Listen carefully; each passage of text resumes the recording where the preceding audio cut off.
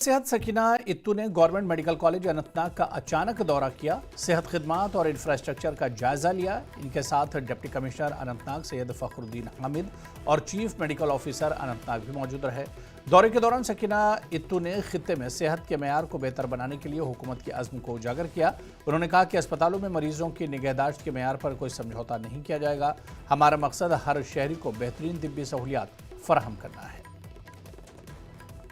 अक्सर बेशतर हम चाहे वो जंगलात मंडी हॉस्पिटल हो, चाहे पुलवामा हो, शुपयान हो या बाकी के जो एरिया के हॉस्पिटल्स हैं, काजीगुंड हो या दूर दराज इलाकों के हॉस्पिटल हो, ताकि जो हमारा पेशेंट केयर है उसको सही किया जाए और सबसे बड़ी बात जो है अकाउंटेबिलिटी पैदा हो सके, ताकि लोगों के लिए जो फैसिलिटी सरकार ने रखी हैं वो फैसिलिटी लोगों को जो है उससे फ़ायदा मिल सके।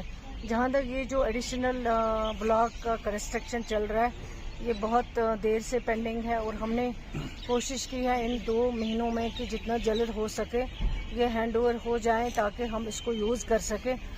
इस सरकार की कोशिश यही है, जिस सरकार की क़ियादत उमर अब्दुल्ला साहब कर रहे हैं, कि हेल्थ डिपार्टमेंट जो है ये बहुत इम्पॉर्टेंट डिपार्टमेंट है और इसमें पेशेंट केयर के लिए कहीं पे भी कोई कंप्रोमाइज़ नहीं होगा।